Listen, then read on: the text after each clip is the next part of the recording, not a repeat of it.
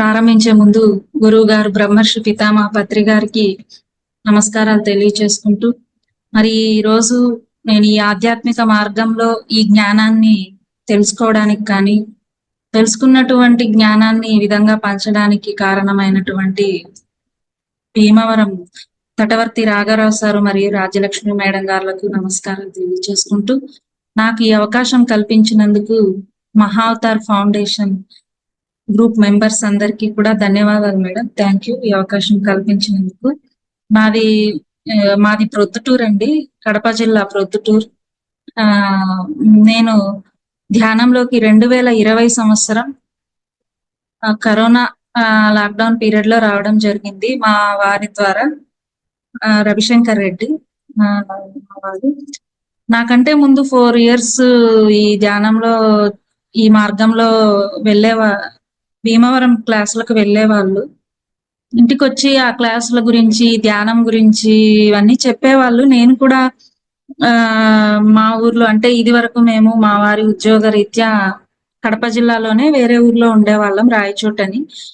అక్కడ టెంపుల్లో జరిగే సతీష్ సార్ అని, అక్కడ టెంపుల్లో జరిగే క్లాసులకు అటెండ్ అయ్యేదాన్ని. కానీ మరి అక్కడ ఏం జరిగేదంటే వచ్చిన మాస్టర్స్ చెప్పే విషయాలు నాకు అర్థమయ్యేవి కావు. స్టార్టింగ్ లోనే చూసేదానికి నార్మల్ గా కనిపిస్తారు, కానీ మేము శివుడితో మాట్లాడడం, వాళ్ళతో మాట్లాడడం, వీళ్ళతో మాట్లాడడం అంటే కొద్దిగా నాకు అవి ఎక్కలేదు. చూడ్డానికి వీళ్ళు ఇలా ఉన్నారు, వీళ్ళేంటి అని అనిపించేది, కానీ నాకు నచ్చలేదు. ఎందుకంటే అర్థం అవ్వలేదు. కొన్ని కొన్ని మనకు అర్థం కానప్పుడు పెద్దగా నచ్చవేవి కూడా. మరి అనుకోకుండా లాక్డౌన్ పీరియడ్ లో మా ఇంట్లో ఎప్పుడు కూడా రాఘరావు సార్వి, మేడం గారివి క్లాసులు మా వారు పెట్టుకొని వినేవాళ్ళు. అందులో భాగంగా సార్ చెప్పినటువంటి ఒక పాయింట్ నాకు బాగా నచ్చింది ధ్యానం గురించి. ఏంటంటే ధ్యానం చేయడం వల్ల మీ ప్రవర్తనలో మార్పు వస్తుంది అని సార్ అప్పుడు అక్కడ వాళ్ళ జూమ్ లో అప్పుడు సార్ కండక్ట్ చేసిన, ఇప్పుడు కూడా రన్ అవుతుంది మార్నింగ్ ప్రతిరోజు, కానీ అప్పట్లో ఈవినింగ్ రన్ అయ్యేది నైట్. ధ్యానం ద్వారా మీ ప్రవర్తనలో మార్పు వస్తుంది అన్న పాయింట్ నన్ను బాగా ఆకట్టుకునింది. ఎందుకంటే మనకందరికీ కూడా ఉంటుంది, మనం మంచిగా మారాలి, మనం గొప్పగా ఉండాలి అని. కానీ పరిస్థితుల ప్రభావం, మనకి చిన్నప్పటి నుంచి తల్లిదండ్రులు ఎలా చెప్తారో ఏం చెప్తారో తెలియదు, కానీ ఈజీగా అబద్ధాలు చెప్పడం, ఎవరేమైపోయినా పర్వాలేదు నేను బాగుంటే చాలనుకోవడం, నా కుటుంబం బాగుంటే చాలనుకోవడం, ఇలా కొన్ని కొన్ని ఉంటాయి. అంటే ఎవరికి వాళ్ళకి అనుభవం ఉంటుంది. కానీ మన ప్రవర్తనలో మార్పు వచ్చేంత గొప్ప మార్గం అని తెలిసిన తర్వాత నాకు కొంత నచ్చడం మొదలు పెట్టింది. మెల్లిమెల్లిగా ఆ టైంలోనే సార్ ఇచ్చిన కొన్ని కొన్ని కాన్సెప్ట్స్, మేడం చెప్పే మాటలు, మనల్ని మనం మార్చుకునేదానికి ఈ మార్గం ఎంతో ఉపయోగపడుతుంది, శ్వాస మీద ధ్యాస ధ్యానం చాలా గొప్పది అని తెలుసుకున్న తర్వాత నేను కూడా ప్రతి నెల భీమవరం వెళ్ళడం, ఇప్పటికీ కూడా సారు మేడం కండక్ట్ చేసే ఆ ధ్యానంలో 3 గంటలు ఒకేసారి సిట్టింగ్ కూర్చోవడం, ఈ ఆత్మజ్ఞానానికి సంబంధించిన విషయాలు వినడం, కేవలం విని వదిలేయడం మాత్రమే కాకుండా వాటిని జీవితంలో ఆచరణలోనికి తెచ్చుకోవాలి అని వాళ్ళు పదే పదే చెప్తుంటే, మరి అటువంటి విషయాలన్నీ తెలుసుకొని మరి ఎంత గొప్ప మార్గంలోకి వచ్చాను అని అర్థమై మరి నేను కూడా ఇందులో కంటిన్యూ అవడం జరుగుతుంది. అందులో భాగంగా మరి సార్ ఎప్పుడు కూడా ఒక పాయింట్ చెప్తూ ఉంటారు, మనం ఏదైతే ఇతరులకు ఇస్తూ ఉంటామో అది పెంచబడుతుంది అని. మరి జ్ఞానాన్ని మనం పంచినప్పుడు జ్ఞానం పెంచబడుతుంది. మరి ఈ విషయాలన్నీ కొంత అర్థం అవ్వాలి అంటే ముందు ఒక పాయింట్ మనం అర్థం చేసుకోవాలి అని చెప్తారు సార్. ఏంటంటే ఈ దేహం నేను కాదు, నేను ఆత్మను అని ఎప్పుడైతే తెలుసుకుంటామో ఇవన్నీ అర్థమవుతాయని. ఎందుకంటే మనకు ఎన్నో ఆధ్యాత్మిక సంస్థలు ఉన్నాయి ఈ భూమి పైన, అన్నిట్లోకెల్లా మనకు ఇంత డైరెక్ట్ గా, అంటే నువ్వు దేహం కాదు ఆత్మవి అని చెప్పినటువంటి గురువు పత్రి గారే అని చెప్పొచ్చు. మనమంతా ఈ సొసైటీలోకి ఒకవేళ రోగాలు తగ్గడం కోసము, మానసిక సమస్యలు పోగొట్టుకోవడం కోసము వచ్చినప్పటికీ కూడా మరి పత్రి సార్ యొక్క ముఖ్య ఉద్దేశ్యం ఏంటి అంటే, అందరూ జ్ఞానం పొందాలి. ప్రతి ఒక్కరు కూడా దుఃఖం నుండి బయటపడాలి అన్నదే పత్రి గారి యొక్క ముఖ్య ఉద్దేశ్యం అన్నమాట. ఎందుకంటే సార్ ఒక మాట చెప్పేవాళ్ళు. నాకు పర్సనల్‌గా పత్రి సార్ నుంచి ఏ విధమైన ఆహ్, పరిచయం లేకపోయినప్పటికీ నేను సార్ చెప్పే మాటల్ని ఎక్కువగా మేడం ద్వారా, సార్ ద్వారా వింటూ ఉంటాను. మరి అనేవాళ్ళంట సార్ ఎప్పుడు కూడా, ఎప్పుడూ ఆహ్, ప్రతి ఒక్కళ్ళు కూడా నాకు ఈ సమస్యలున్నాయి, ఆ రోగాలున్నాయి, అవున్నాయి, ఇవున్నాయి. లోకంలో మానవుల్ని గమనిస్తే మన చుట్టూ ఉన్న సమాజాన్ని గమనిస్తే ప్రతి ఇంట్లో ఆర్థిక సమస్యలు, ఆరోగ్య సమస్యలు, కుటుంబ సమస్యలు, భార్యాభర్తల మధ్య గొడవలు, ఇరుగు పొరుగు వాళ్ళతో గొడవలు ఏవో ఒకటున్నాయి ప్రతి ఒక్కళ్ళకి. అవి లేని వాళ్ళే లేరు ఒక రకంగా చెప్పాలంటే. ఇంకా ఏమంటామంటే ఇవన్నీ లేకపోతే మానవుడు ఎట్లా అవుతారండి? అవన్నీ ఉంటేనే గదా! అని సహజంగా అనేస్తూ ఉంటాం. కానీ ఇవన్నీ ఎవరికి ఉంటాయి అంటే ఒక అజ్ఞానికే ఉంటాయి. ఈ సమస్యలు, ఇవన్నీ బాధలు, దుఃఖం. వాటి వల్ల పొందే దుఃఖం ఒక అజ్ఞానికే ఉంటుంది. కానీ అందుకే మానవుడిని అజ్ఞానం నుంచి పడేయడానికే పత్రిగారు లాంటి జగద్గురువులు భూమిపైకి రావడం జరుగుతుంది అని రాజ్యలక్ష్మి మేడం గారు చెప్పడం జరిగింది. అందులో భాగంగా ఆహ్, ఈ అజ్ఞానాన్ని పోగొట్టడానికే ఈ ఆత్మ జ్ఞానాన్ని అందించడం జరిగిందనమాట సారు. దాంట్లో భాగంగా ఎప్పుడూ ఒక పాయింట్ చెప్తూ ఉంటారు సారు. మనకు యూట్యూబ్‌లో గూడా వీడియోస్‌లో ఉన్నాయి. 50,000 పుస్తకాలు పైగా చదివి, ఆ సారాన్నంతా గూడా ఇంకా 60, 70 పుస్తకాల్లో సార్ మనకు అందించారు. వాటిని కొన్ని మనం వీడియోల ద్వారా గూడా యూట్యూబ్‌లో మనం లాక్‌డౌన్ సందేశాలని అవని ఉన్నాయి మనకు పత్రి సార్‌వి. మరి ఇలాంటి వాటిని తీసుకొని మరి రాఘవరావు సార్ కూడా చాలా పుస్తకాలు రాయడం జరిగింది. నేను ఈరోజు అందులో భాగంగా కొన్ని షిరిడీ సాయి గురించి ఈరోజు చెప్పాలని నాకు నిర్ణయం తీసుకున్నానండి. సార్ రాసినటువంటి 'షిరిడీ సాయి సందేశాలు' అనే పుస్తకంలో నుంచి కొన్ని అంశాలు ఈరోజు మీతో పంచుకుంటాను. ఎందుకంటే మనమంతా కూడా ఒక కృష్ణుని గురించో, రాముని గురించో, లేదంటే షిరిడీ బాబా గురించో విన్నాం. మళ్ళీ చెప్తూ ఉంటాం. నాకు రాముడిష్టం, కృష్ణుడిష్టం, బాబా ఇష్టం. ఇదివరకు నేను కూడా అయితే ప్రతి గురువారం బాబా పూజ చేసి కోరికలన్నీ కోరుకొని, ఒకవేళ తీరకపోతే బాబాకు నేనంటే ఇష్టం లేదు. నాకు ఇలాంటి కష్టాన్నిచ్చాడు. లోకంలో అందరికీ మంచి చేస్తున్నాడు. నాకేంటో ఇలాంటి కష్టాన్ని ఇలా అనుకునేదాన్ని కానీ, అసలు బాబా అంటే ఏంటో తెలీదు. బాబా ఏం చెప్పాడో తెలీదు. మనమంతా ఏం దృష్టి పెడతామంటే, బాబా ఏవైతే మహిమలు చూపించాడో, బాబా గురించి దృష్టి పెడతాం. అంటే ఆయన ఏ శక్తి ఉపయోగించి ఎవరిని కాపాడాడు? ఏ మహిమలు చూపాడు? ఇలాంటివి మనకెక్కువ దృష్టి. అంటే కృష్ణుడి విషయంలోకొస్తే ఆయన చిన్నప్పుడు ఎన్నో లీలలున్నాయి. అవి వింటాం, తెలుసుకుంటాం, ఆనందిస్తాం. కృష్ణుడు ఎంతో గొప్పవాడు అనుకుంటాం. రాముడి గురించి విన్నప్పుడు ఆయన ఏ విధంగా యుద్ధం చేశాడు? వనవాసం ఎలా వెళ్ళాడు? సీతతో ఏ విధంగా ఇలా వాళ్ళ గురించి తెలుసుకుంటాం గానీ, నిజం చెప్పాలంటే వాళ్ళందించిన సందేశాల్ని పక్కన పెట్టేసాం. బాబా విషయంలో కూడా ఎక్కువగా బాబా మహిమలనే చెప్పుకుంటాం గానీ, బాబా ఏం చెప్పాడు అన్నది పక్కన పెట్టేసాం. అది సార్ నిజంగా దాన్ని చాలా బాగా పాయింట్ ఔట్ చేశారు రాఘరావు సార్. ఏంటంటే, గొప్ప వాళ్ళ గురించి తెలుసుకోవడం మంచిదే. అంటే మనం కూడా ఏం చేయాలి? ఎలా చేయాలి? తెలుస్తుంది. కానీ వాళ్ళిచ్చిన సందేశాన్ని మనం పక్కన పెట్టేస్తే ఎలా? అసలు వాళ్ళేం చెప్పారు? దాన్ని కొంత మనం విచారణ చేసి, దాన్ని గనుక ఫాలో అయితే మనం ఎంత గొప్పవాళ్ళం అవుతామండి. ఒక ఉదాహరణకు భగవద్గీత చూస్తే కూడా భగవద్గీత చాలా గొప్పది. ఇలా చెప్పుకుంటాం. కానీ చదివింది తక్కువ, అర్థం చేసుకున్న వాళ్ళు ఇంకా తక్కువ. కాబట్టి ఇక్కడ గొప్ప వాళ్ళ గురించి చెప్పుకోవడం మంచిదే కానీ, గొప్ప వాళ్ళు ఇచ్చినటువంటి సందేశాల మీద దృష్టి పెట్టడం ఇంకా ముఖ్యమైన విషయం అన్నమాట ఇక్కడ. అందులో ఏంటంటే సింపుల్‌గా ముందు బాబా ఎవరో తెలుసుకొని, తర్వాత బాబా బోధించినటువంటి కొన్ని పాయింట్లు తెలుసుకుందాం సింపుల్‌గా. ముందు ఇక్కడ బాబా ఎవరో తెలుసుకోవాలి. ఆయన ఎవరు? ఆయన ఎలా ఉంటాడు? ఆయన ఎక్కడ ఉంటాడు?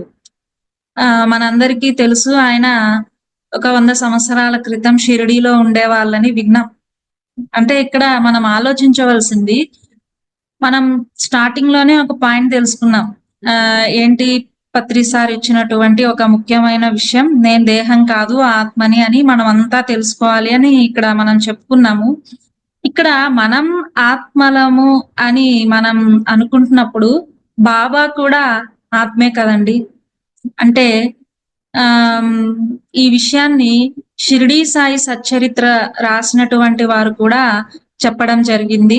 ఆయన శరీరం ఉన్నప్పుడు ఏ విధంగా తనను ఆశ్రయించిన వాళ్ళను కాపాడాడో, అదే విధంగా శరీరం వదిలేసిన తర్వాత కూడా కాపాడతాడు అని అన్నారు అని ఉందక్కడ.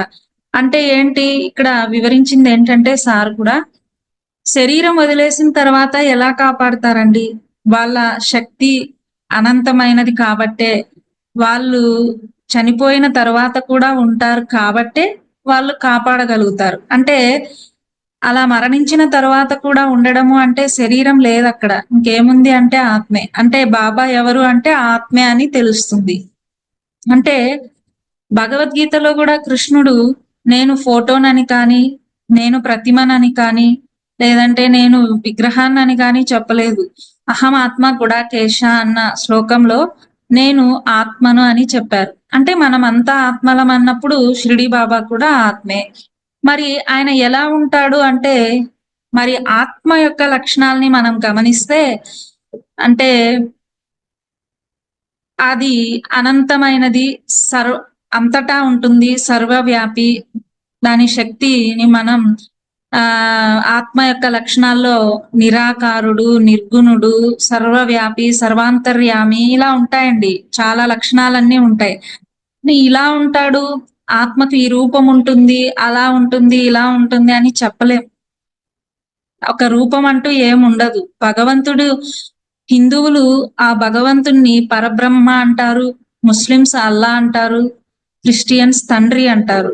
ఇక్కడ ఎవరు ఏ పేరుతో పిలుచుకున్నప్పటికీ మరి ఉన్నదల్లా ఆ అనంత శక్తి స్వరూపమే.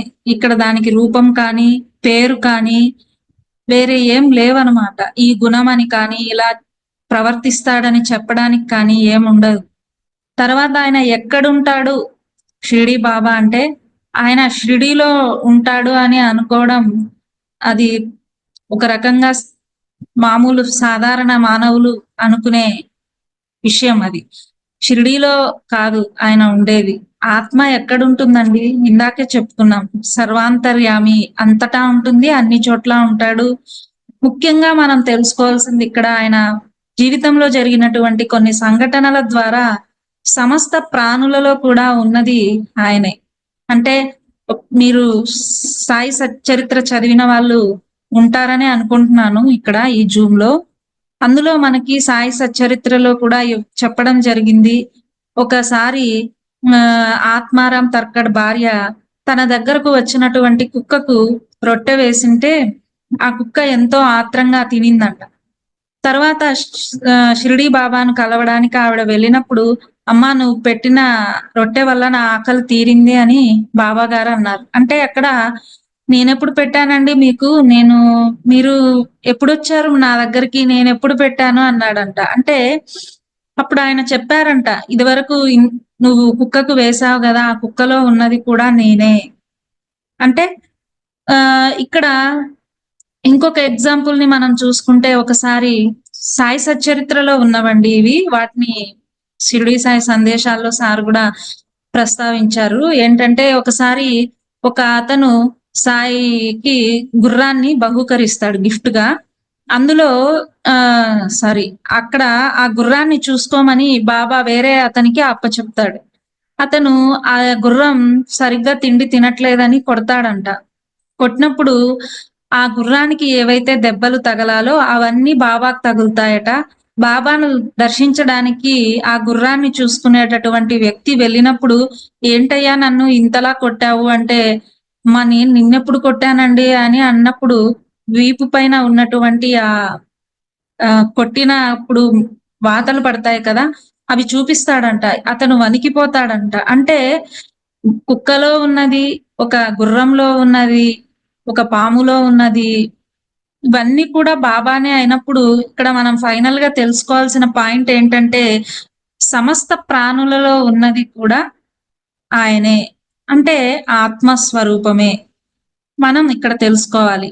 అందుకే పత్రి సారు ఇలాంటి పుస్తకాలెన్నో చదివారు కాబట్టే, సమస్త ప్రాణులలో ఉన్నది ఆత్మే అంటే భగవంతుడే అయినప్పుడు, ఒక కోడిని, ఒక మేకని, ఒక చేపని, రొయ్యని హింసించి తినడం అనేది మహాపాపం. అంటే భగవంతుడిని హింసించి తిన్నట్లే కాబట్టి, అటువంటి పెద్ద పాపాలు మనం చేస్తున్నప్పుడు మన జీవితం ఎందుకు ఆనందంగా ఉంటుందండి?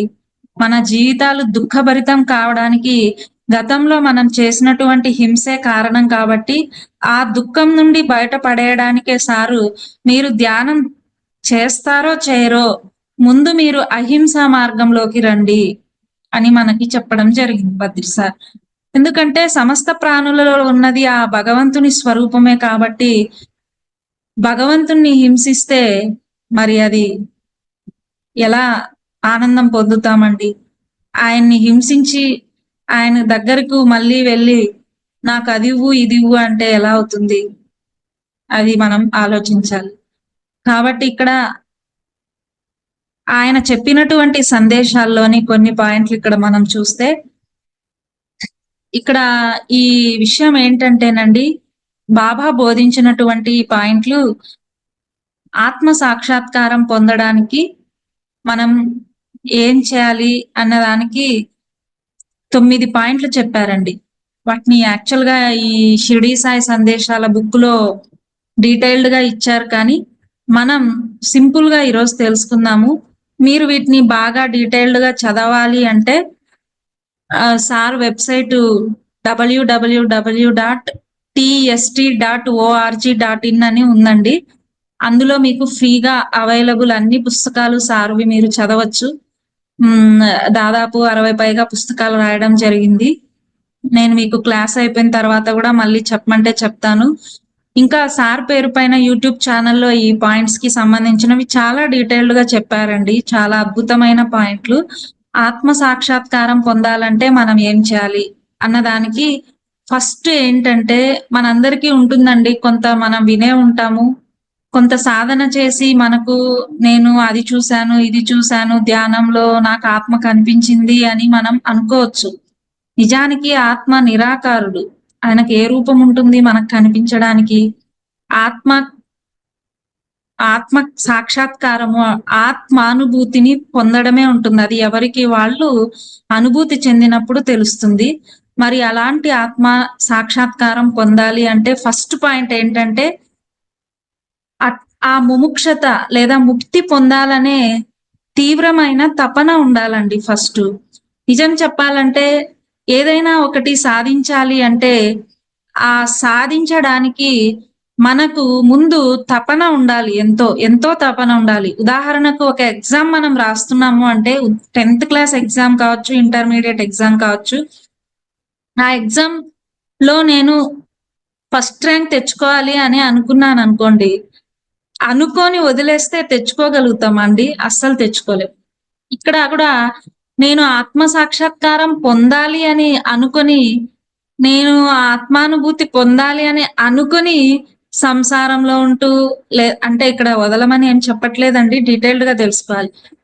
మనం ఇంటి పనులు చేసుకుంటూ, లేదంటే అవి చేసుకుంటూ, ఇవి చేసుకుంటూ రోజంతా వీటి కోసమే కేటాయిస్తూ, ఏదో రోజులో అరగంటో, ముక్కాలు గంటో మనకు సమయం ఉన్నప్పుడు చేసి, ఏదో వచ్చినటువంటి మనసు ద్వారా పొందినటువంటి ఆ ఫీలింగ్స్‌ని పొందేశాను, అది పొందాను, ఇది పొందాను అనుకోవడం, అది ఎంతవరకు కరెక్టో ఎవరికి వాళ్ళం ఆలోచించుకోవాలి. ఎంత తపన ఉండాలి అంటే, ముందు నేను బంధంలో ఉన్నానని గ్రహించాలి అని అంటున్నారు. నిజం చెప్పాలంటే మనం మన పిల్లవాడిని హాస్టల్‌లో వదలాలంటే భయం. హాస్టల్‌లో ఏం తింటున్నాడో అని భయం. మన జీవితాలు ఎంతో బావుంటాయి. ఉదాహరణకు నేనే తీసుకుంటామండి. ఎవరినో చెప్తే బావుండు అంటే ఉదాహరణగా చెప్తున్నాను. నా ఫ్యామిలీ బావుంది. నన్ను మా వారు చాలా బాగా చూసుకుంటారు. నాకు పిల్లలున్నారు. బాగా చదువుకుంటారు అని అనుకోండి. నాదంతా బాగుంది. కానీ ఎక్కడో మా చెల్లిలో, మా అక్కో తనకు కొంత ఆరోగ్య సమస్యలో, ఆర్థిక సమస్యలో ఉన్నాయనుకోండి. ఏమంటాం? నాదంతా బావుందండి. ఏంటో మా అక్క జీవితం అలా అయిపోయింది అంటాం. అంటే ఇక్కడ నీదెంత బాగున్నప్పటికీ బంధం, అక్క అనో బంధం, చెల్లెలనో బంధం, ఆ బంధం వల్ల నువ్వు దుఃఖపడుతున్నావు అంటే, బంధాలను ఎక్కడొదిలామండి మనం. మరి ముముక్షత పొందాలి, ముక్తి పొందాలి అని తీవ్రమైన తపన ఉన్నప్పుడు, బంధాల్లో మనం ఇరుక్కొని, మరి ఆ బంధాలను వదలాలంటే భయపడుతూ, బాధపడుతూ ఉన్నప్పుడు ఎలా పొందగలుగుతాం? అసలు ముందు నేను బంధంలో ఉన్నానని గ్రహించడం చాలా ముఖ్యమని అంటున్నారిక్కడ ఆయన. షిరిడీ సాయిబాబా. ఆ బంధంలో ఉన్నానని నువ్వెప్పుడైతే గ్రహిస్తావో, దాని నుంచి బయటపడ్డానికి మెల్లిమెల్లిగా మనం మొదలు పెడతాం. ఇక్కడ ఎందుకిది చెప్పొచ్చంటే, ఉదాహరణకు ప్రతి నెల 3 రోజులు భీమవరంలో 1, 2, 3 తారీఖుల్లో సార్ క్లాస్ జరుపుతుంటారు. సార్ జూమ్‌లో గూడా దాదాపు 360 మంది, 70 మంది పాల్గొంటారండి లైవ్ సెషను. అక్కడ పిలుస్తారు సారు. అంటే మీరు భీమవరం రండి అంటే ఏమంటాం? ఏవండీ మా వారు ఒప్పుకోరండి. లేదంటే మా పిల్లలకు 10థ్ ఎగ్జామ్స్ అండి. ఈ ఇయరే 10థ్‌కొచ్చారండి రావడం కుదరదు. ఇలా అంటుంటాం. అంటే ఒక మాట అంటారు సారు. 27 రోజులు ఆత్మ వల్ల సుఖాలు, భోగాలు అన్నీ అనుభవించు. అంటే ఎందుకంటే, ఈ సంసారంలో ఉన్నాము, ఈ పనులన్నీ చేసుకుంటున్నాము అంటే, మన లోపల ఆత్మ ఉంది కాబట్టే చేసుకుంటున్నాం. ఆత్మ వల్ల 27 రోజులు సుఖాలు, భోగాలు అన్నీ అనుభవించు. 3 రోజులు ఆత్మకు లాభం కలిగించు అంటారు. అంటే 27 రోజులు ఆత్మ వల్ల ఇన్ని పనులు చేసుకో సంసారంలో ఉండి అన్నీ చేసుకో. కానీ 3 రోజులు నువ్వు ఎప్పుడైతే 20 గంటలు పైగా సాధన చేస్తూ కంటిన్యూగా సజ్జన సాంగత్యం, స్వాధ్యాయం అక్కడ జరుగుతూ ఉంటుందో, ఆ 3 రోజులు నువ్వు ఆత్మకు కలిగించే లాభం వల్ల 27 రోజులు నువ్వు ఎంతో బాగా నీ ప్రాపంచిక జీవితం గడుస్తుంది అని. కానీ ఆ 3 రోజులు స్పెండ్ చేయాలంటే ఎన్నో సాకులు చెప్తూ ఉంటారు. అంటే ఎవరి పరిస్థితులు వాళ్ళవి. ఇక్కడ తప్పు పట్టడం అని కాదు. కానీ మనం అలా పొందాలంటే, వీటిని వదలాలంటే 3 రోజులు, ఒక రోజు వదలాలంటే ఇబ్బంది పడిపోయినటువంటి ఇప్పుడున్న పరిస్థితుల్లో మరి ఇక్కడ ఆయన ఆత్మ సాక్షాత్కారం పొందాలంటే ఎంత తపన ఉండాలని చెప్తున్నారో మనం అర్థం చేసుకోవాలి. కాబట్టి ఇక్కడ రెండో పాయింట్ ఏం చెప్తున్నారంటే, ఇహ, పర సౌఖ్యములందు విసుగు చెంది ఉండడం గురించి చెప్తున్నారండి. ఎందుకంటే మనకు సాధారణంగా గమనిస్తే ఈ పాయింట్ చాలా ఇంపార్టెంట్ అండి. మనం ఇహ, పర సౌఖ్యములందు విసుగు చెంది ఉండాలి అని అన్నారు. ఎందుకు? మనం ఈ ధ్యాన మార్గంలోకి వచ్చి కూడా ఇక్కడ ఇహ, పర అనే పదాలు వాడారు అంటే మనకు ఫస్ట్ మనం తెలుసుకోవాల్సిందేంటంటే, ఆయన స్పష్టంగా ఈ పాయింట్ ద్వారా చెప్తున్నదేందంటే, మనకు కనిపించే ఇహలోకంలోని జీవితమే కాదు, కనపడని పరలోకంలో జీవితం కూడా, అంటే చనిపోయిన తరువాత కూడా జీవితం ఉందని మనకు తెలియజేస్తున్నారు. అంటే కనిపించే ఇక్కడ ఈ లోకంలోని జీవితమే కాదు, చనిపోయిన తర్వాత కూడా పరలోకంకి మనం వెళ్తాం కాబట్టి, అక్కడ జీవితంని కూడా. అంటే మనం ఇక్కడ ఏదైనా భూలోకంలో మంచి పనులు చేస్తుంటే ఏమంటాం? పుణ్యం వస్తుంది చెయ్యాలి.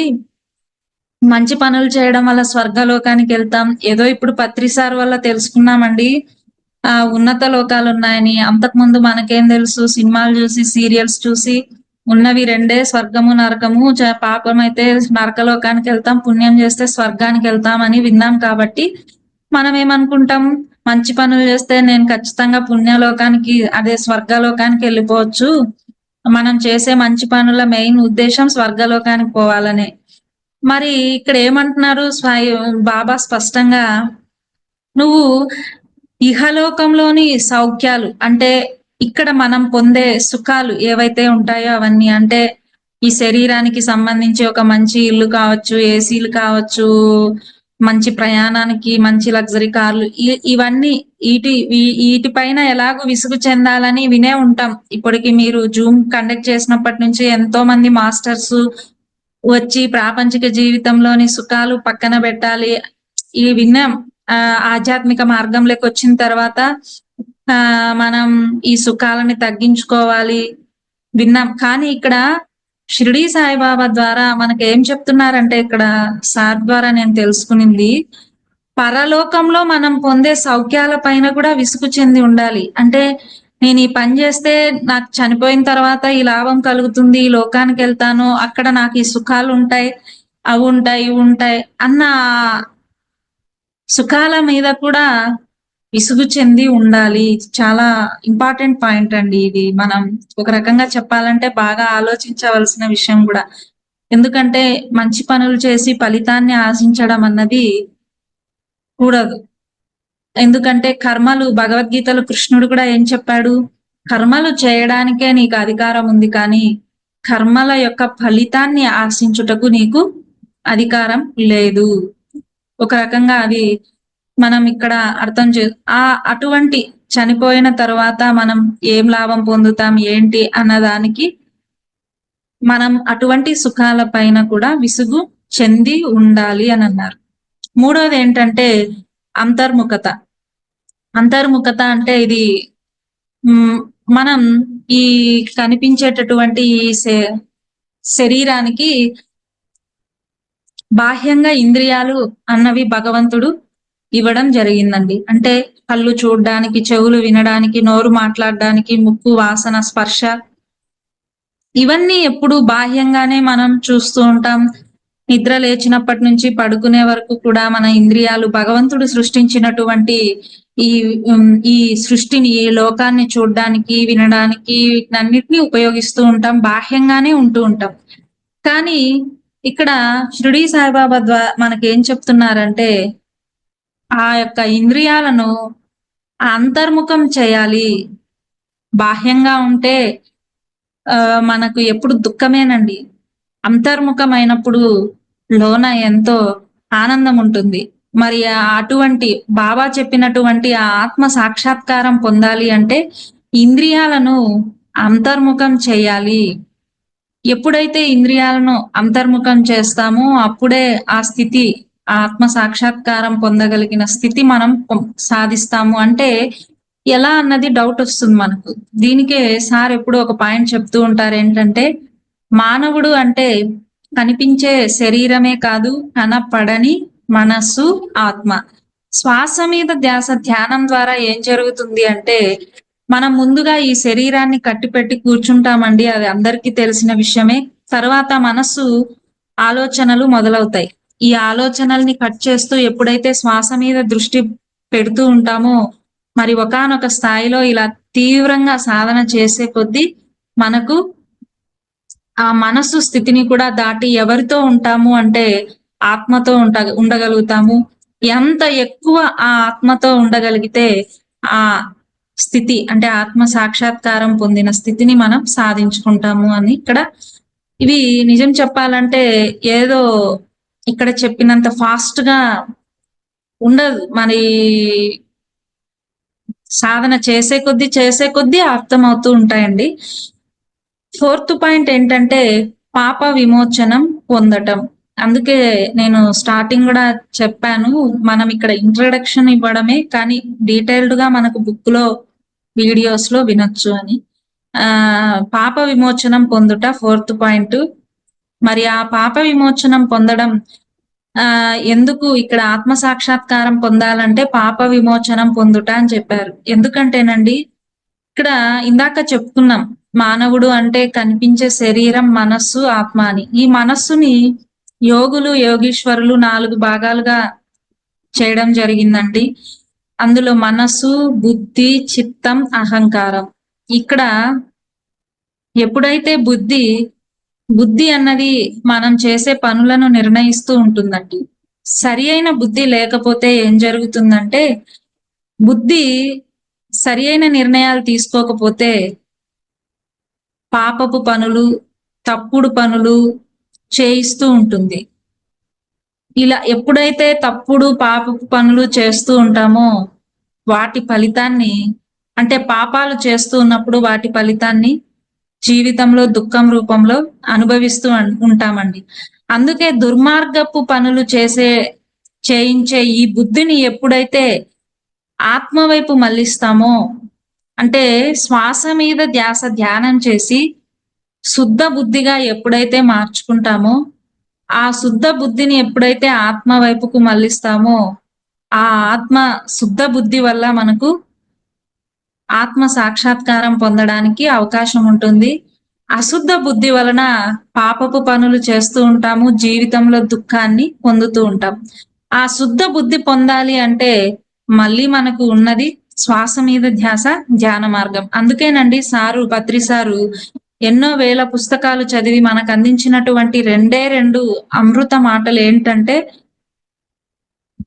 హంసను పట్టుకోండి, హింసను వదలండి. హంసను పట్టుకోవడం అంటే శ్వాస మీద ధ్యాస, ధ్యానము. హింసను వదలడము అంటే మాంసాహారాన్ని వదిలేయడం. మరి ఇక్కడ ఆ పాప విమోచనం పొందాలి అంటే మనకు ఉపయోగపడేది కూడా శ్వాస మీద ధ్యాస, ధ్యాన మార్గమే. 5వ పాయింటు సరియైన నడవడిక అన్నారండి. సరియైన నడవడిక ఎప్పుడొస్తుంది అంటే, సత్యాన్ని పలుకుతూ, తపస్సు చేస్తూ, లోన ఎప్పుడైతే ఆ ఆత్మను దర్శిస్తూ ఉంటామో, సరియైన నడవడిక ఉంటుందండి. అందుకే మనం చాలా పాయింట్లు దీన్ని డీటెయిల్డ్‌గా తెలుసుకోవాలి అని అంటుంది. ముందు సత్యాన్ని పలకడం అంటే ఏందో తెలుసుకోవాలి. అంటే మనం అబద్ధం చెప్పినప్పుడు కూడా ఒక మాట అంటుంటాం. ఇది అవసరం కదండీ! మనం చెప్పకపోతే ఎలా? తప్పదు. నేను మాట్లాడేశాను అని. అబద్ధం వేరు, అంటే నిజం వేరు, సత్యం వేరు. అంటే నిజం తాత్కాలికం. కానీ సత్యం శాశ్వతమైందండి. ఆ సత్యం ఏంటి అంటే ఆత్మే. అంటే ఏదైతే యుగాలు మారినా, కాలాలు మారినా ఆహ్, మారదో, శాశ్వతంగా ఉంటుందో, ఎల్లప్పుడూ ఉంటుందో దాన్నే సత్యము అంటారు. అంటే అది ఏది ఆ లక్షణాలన్నీ దేనికుంటాయి అంటే ఆత్మకుంటాయి. మరి ఈ సృష్టిలో ఉన్నది ఆ భగవంతుడేనండి. అంటే ఆ భగవంతుని గురించి మనం ఎప్పుడైతే తెలుసుకుంటామో, ఆ అనుభూతి ఎప్పుడైతే పొందుతామో మనకు ఖచ్చితంగా ఈ స్థితి అన్నది వస్తుంది. తపస్సు చేస్తూ అని రెండో మాట అన్నారు. ఇక్కడ తపస్సు అంటే ఏంటంటే, ఎక్కడో ఏ హిమాలయాలకో వెళ్లి ఒంటికాలు పైన నిల్చుకోవడమో, లేదా హఠయోగాలు చేయడము, లేకపోతే రకరకాల వ్యాయామాలు చేయడం, శరీరాన్ని శుష్కింప చేసుకోవడం అని కాదండి. తపింప చేసుకోవడం. అంటే తగ్గించుకోవడం. మన అవసరాలు ఏవైతే ఉంటాయో, తపస్సు అంటే తగ్గించుకోవడం. అంటే మెల్లిమెల్లిగా మనకున్నటువంటి ఈ లగ్జరీలన్నింటిని, అంటే చెప్తుంటారు గదా! పత్రి సార్ గూడా మనకు ఈ పాయింట్ మీద ఏంటంటే, తపస్సు గురించి అవసరాల గురించి చెప్పినప్పుడు, మానవునికి ఏమి అవసరాలుంటాయి అంటే 4. 1 కూడు, 2 గూడు, 3 గుడ్డ, 4 తోడు. అంటే వీటి విషయాల్లో మనం కూడు అంటే తినడం. తినడం అంటే ఏదో పూటకు 10 రకాలు, 15 రకాలు వండుకొని తినడం అన్నది ఇక్కడ ముఖ్యం కాదు. అవసరానికి ఈ శరీరం నిలబడడానికి ఏది ఉంటే, ఎంత ఉంటే అంత మనం తగ్గించుకోవడం. అంతేకాని నేను ఈరోజు ఇన్ని రకాలు తినాలి, ఇదే తినాలి, ఇలాగే తినాలి అని అనుకోవడం అది అవసరం కిందికి రాదండి. లగ్జరీ కిందికే వస్తుంది. మనం ఒక నిజం చెప్పాలంటే 5 స్టార్ హోటల్‌కు వెళ్లి తిన్నా, కడుపుకి ఎంత అవసరమో అంత తిన్నా, ఏది తిన్నా మరుసటి రోజుకు ఏది ఉండదండి. ఇది ఉండదు, అది ఉండదు కడుపులో. 2 బయటకు వెళ్ళేటివే. కాబట్టి ఇక్కడ ఎంత ఖర్చు పెట్టి తిన్నామన్న దానికంటే కూడా శరీరానికి ఎంత అవసరమో అంత తిన్నామన్నది ముఖ్యం. గూడు అయినా అంతేనండి. ఎంత పెద్ద ఇంట్లో ఉన్నప్పటికీ మనం పడుకునేది కేవలం ఆ కొంత స్థలంలోనే. కాబట్టి ఎంత పెద్ద ఇంట్లో ఉన్నామన్న దానికంటే కూడా మనకు ఉన్న దాంట్లో తృప్తిగా ఉన్నామా లేదా అన్నది ముఖ్యం. బట్టల విషయంలో కూడా ముఖ్యంగా ఆడవాళ్ళకి ఇది బాగా తెలిసే ఉంటుంది. బీరువాల నిండా బట్టలు ఉండడం కంటే కూడా మనకు ఎంత అవసరమో అంత ఉండడం ఇంపార్టెంటు. తోడు విషయంలో కూడా నాకు అందంగా ఉన్న వాళ్ళే కావాలి, అలాంటి వారే కావాలి, ఇలాంటి వారే కావాలి అన్న దానికంటే కూడా గుణం బాగా ఉన్నవాళ్ళు, అంటే దీనిపైన సార్ గూడా ఎప్పుడు చెప్తూ ఉంటారు. అందం కాదు ముఖ్యం, గుణం ముఖ్యం అని. పెళ్లి చేసుకునే వాళ్ళకు కూడా ఉండవలసిన తోడుకి అంటే భర్తకు కానీ, భార్యకు కానీ ఉండవలసింది అందం కాదు గుణం ముఖ్యమని. కాబట్టి ఇక్కడ ఇటువంటివన్నీ కూడా మనమేదో లగ్జరీలకు పోవడం కాదు. అవసరానికి ఉన్నవా? లేవా? అన్నది మనం చూడాలి. ఇక్కడ మూడోది మనం సరియైన నడవడిక అన్నప్పుడు లోన చూడ్డం అన్నారు. అది ఇదివరకు కూడా ఇందాకే మనం తెలుసుకున్నాము. ఈ శ్వాస మీద ధ్యానం ద్వారా ఎప్పుడైతే లోనకు చూస్తామో అప్పుడు మనం ఆ భగవంతునితో ఉంటాము అని తెలుసుకున్నాం. అంటే ఇది మీరు చిన్నప్పటి నుంచి కూడా వినే ఉంటారు. ఏంటంటే ఎవరితో మనం ఉంటామో వాళ్ళ లక్షణాలే మనం పొందుతాం. అంటే మనం ఎటువంటి వాళ్ళతో స్నేహం చేస్తే అలాగే మనం ఉంటాం. అంటే ఇక్కడ మనం దైవంతో స్నేహం చేస్తామండి. ఈ లోన చూడడం అంటే. అంటే శ్వాస మీద ధ్యానం వల్ల ఆ ఆత్మతో ఉండగలుగుతాం కాబట్టి అంటే ఆ దైవంతో ఉండగలుగుతాం కాబట్టి దైవ లక్షణాలు ఏముంటాయి? ఆయన లక్షణాలన్నీ సరియైన నడవడికకు సంబంధించే ఉంటాయి. కాబట్టి ఆ దైవ లక్షణాలని మనం పొందుతాము అని చెప్పడం జరిగింది. ఇక్కడ నెక్స్ట్ 6th పాయింట్ ప్రియమైన వాటికంటే శ్రేయస్కరమైన వాటిని కోరడం. ఆత్మ సాక్షాత్కారం పొందాలి అంటే అసలు ప్రియమైనవి ఏవి? శ్రేయస్కరమైనవి ఏవి అని తెలుసుకోవాలండి. ప్రియమైనవి అంటే ప్రాపంచిక జీవితానికి సంబంధించినవి. శ్రేయస్కరమైనవి అంటే శాశ్వతమైన అంటే ఈ ఆధ్యాత్మిక మార్గానికి సంబంధించి. ప్రియమైనవి అందరికీ ఇష్టం ఉంటదండి. శ్రేయస్కరమైనవి అంటే మనం ఇది ముఖ్యంగా తిండి విషయంలో చూడొచ్చు. మనకందరికి షుగర్ వేసిన స్వీట్స్ అంటే బాగా ఇష్టం. బెల్లం వేసినట్టు అవి కొంచెం తక్కువ స్వీట్ ఉంటాయి కాబట్టి తక్కువ ఇష్టపడుతుంటాం. ఇంకా వెజిటబుల్స్ అంటే తక్కువ ఇష్టం. కొంచెం ఈ జంక్ ఫుడ్ అంటే ఎక్కువ ఇష్టపడుతూ ఉంటాం. అంటే ప్రియమైనవి అందరికీ ఇష్టమే కానీ వాటి వల్ల లాభం ఉండదు. శ్రేయస్కరమైన వాటి వల్ల మనం ఎంతో లాభం ఇక్కడ కనిపించే వాటిలోనే ఇట్లా ఉంటే ఇక్కడ మనం ఈ ప్రాపంచిక ఆధ్యాత్మిక విషయాల గురించి వస్తే ప్రాపంచిక జీవితంలో ఉన్న వాటి మీద అందరికీ ప్రియమే ఉంటది. ఆ డబ్బు సంపాదించాలి, అవి ఉండాలి, ఇవి ఉండాలి అని. కానీ అవి ఉపయోగం ఏముండదు వాటి వల్ల. శాశ్వతమైన ఈ ఆధ్యాత్మిక మార్గంలో ఈ జ్ఞానం పొందడం చాలా ఇంపార్టెంట్. అది మనకు శ్రేయస్కరం. దీనిపైన మనకి సార్ అయితే ఏం చెప్పారంటే కఠోపనిషత్ అని మరి తెలుసుంటుంది కొంతమందికి.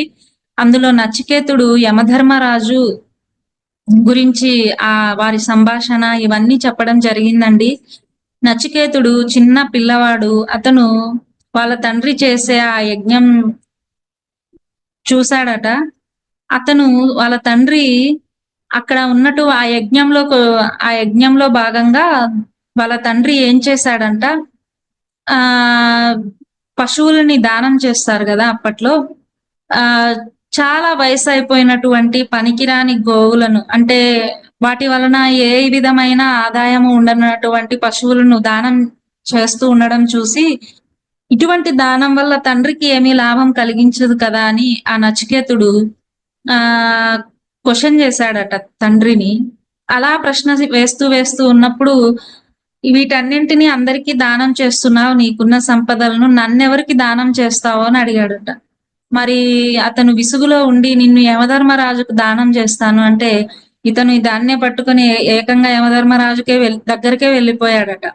వెళ్ళి యమధర్మరాజు ఎక్కడికో వెళ్ళాడట. ఒక 2 రోజులు ఉండవలసి వచ్చిందట. అతను వెయిట్ చేశాడట నచికేతుడు.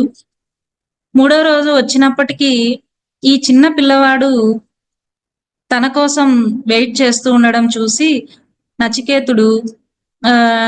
నచికేతుడిని దగ్గరకు వెళ్ళి యమధర్మరాజు ఒక అతిథిని ఇలా తన కోసం వెయిట్ చేయడాన్ని ఏమంటారు తెలియదు, సరే వెయిట్ చేయడం అది బాగుండదు కాబట్టి నేను నీకు వరాలు ఇస్తాను కోరుకో అన్నప్పుడు యమధర్మరాజుని ఇతను ఏదైతే శాశ్వతంగా ఉంటుందో మరి ఆ ఆత్మ గురించి ఆ ఆత్మ జ్ఞానం గురించి బోధించమని అడిగాడట. నాయన అది అందరికీ బోధించేది కాదు, నీకు ప్రపంచంలో ఈ భూమి పైన ఉండేటటువంటి అన్ని సంపదలు గొప్ప గొప్ప సంపదలు ఎంతో మంది మంచి మంచి అందంగా ఉండే ఆడవాళ్ళు ఎన్నో ఆశ చూపించాడట. నాకివేవి వద్దు ఆ జ్ఞానమే కావాలి అని అడిగాడట. మరి అవి డీటెయిల్డ్‌గా వినొచ్చండి. మనకు సార్ చెప్పడం జరిగింది. అంటే అంత చిన్న పిల్లవాడు ప్రియమైనవి కోరుకోకుండా శ్రేయస్కరమైన ఈ జ్ఞానాన్నే కోరుకున్నాడు. అది పిల్లవాడి యొక్క పట్టుదలకు మెచ్చి ఆయన ఆ జ్ఞానాన్ని అందించారు అని చెప్పారు. మరి నిజం చెప్పాలంటే మనం ఇవాళ ఈ ప్రియమైన వాటితో ఉంటూ శ్రేయస్కరమైన జ్ఞానాన్ని పొందుతున్నాము అంటే పత్రి గారి దయ వల్లే అంటుంటారు రాఘరావు సార్ ఎప్పుడు. ఎందుకంటే మనం వీటినేమీ వదలలేదు.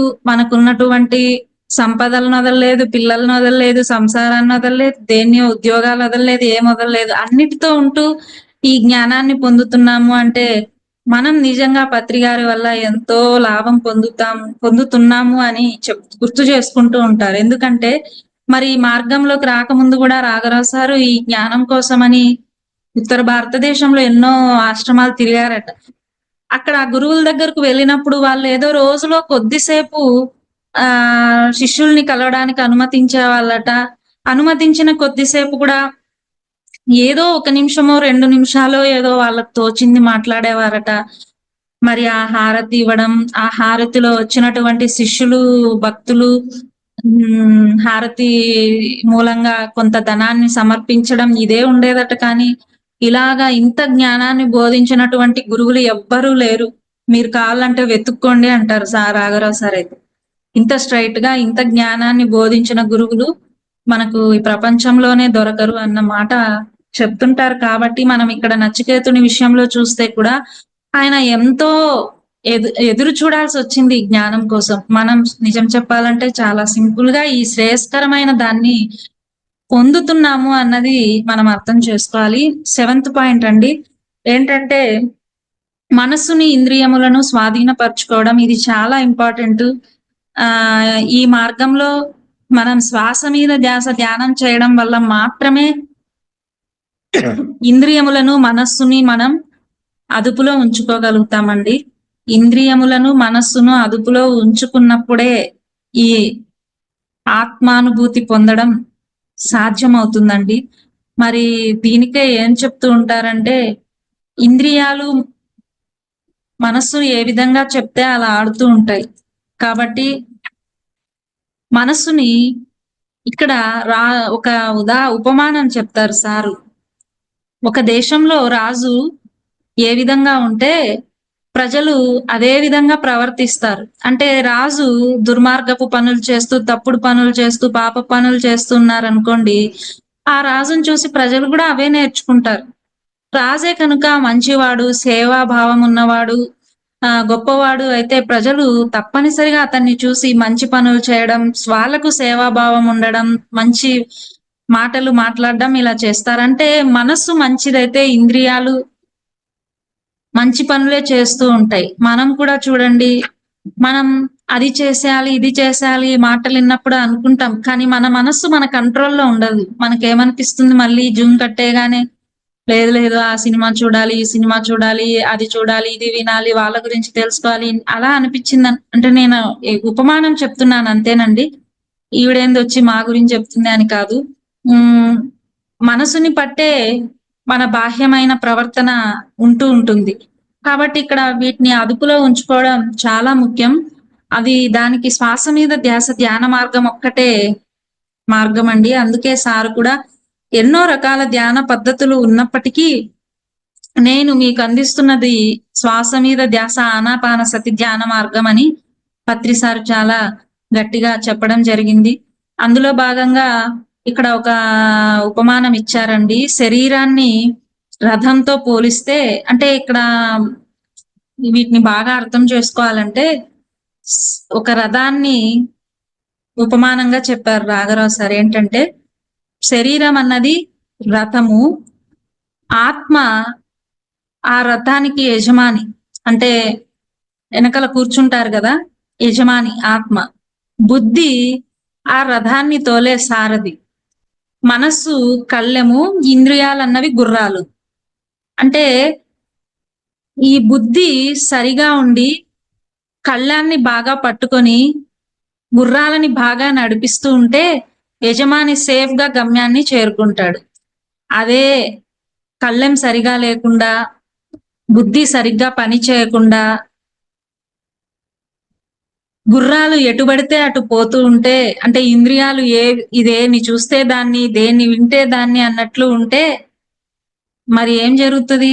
ప్రయాణం మొదలుపెట్టినప్పుడే దారిలో ఉండడు. దారి కిందుంటాడు. అంటే దారిలో వెళ్ళకుండా గట్టు కింద పడి ప్రయాణం సరిగా ఉండదు. తన గమ్యం చేరుకోలేడు. కాబట్టి బండి తోలేవానిపైనే ఆ బండి గమ్యం ఏ విధంగా ఆధారపడి ఉంటుందో, మన జీవితం కూడా మన బుద్ధిని బట్టే ఆధారపడి ఉంటుందండి. అందుకే సార్ ఎప్పుడూ ఒక మాట చెప్తుంటారు రాఘరావు సార్ ఏంటంటే, "మీ బుద్ధి వికసింప చేసుకోండి. మీ బుద్ధి వికసింప చేసుకోండి."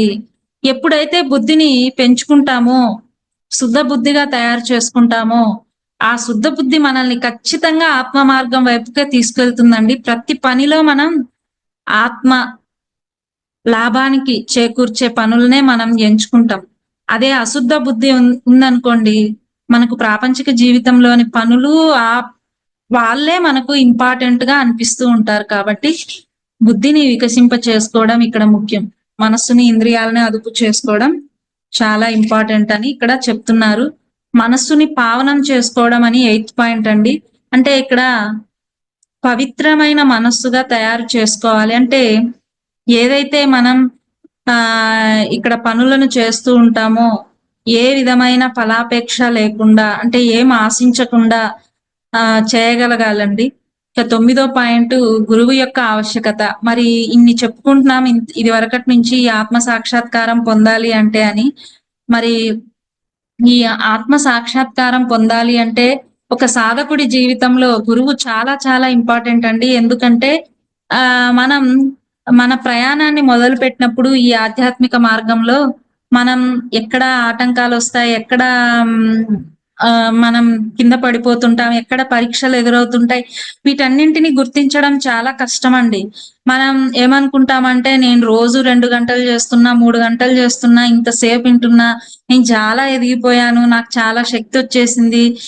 నేను ఇలా అని మనం అనుకుంటూ ఉంటాం. కానీ మనమంటూ ఒక లైవ్ గురువుని పట్టుకున్నప్పుడు, ఆ గురువు మన లోపల ఉన్నటువంటి ఆ లోపాలను కానీ, మనం చేసేటటువంటి తప్పులను కానీ, మనం ఎదుర్కొనే పరీక్షలను కానీ, వీటన్నింటిని చెప్పగలుగుతూ ఉంటాడండి. ఎందుకంటే ఆల్రెడీ ఆ గురువు ఆ మార్గంలో ప్రయాణించి ఉంటాడు కాబట్టి ఆయనకు తెలుసు ఎక్కడ లోపాలుంటాయి, ఎక్కడ ఆటంకాలుంటాయి, ఎక్కడ పరీక్షలుంటాయి అని.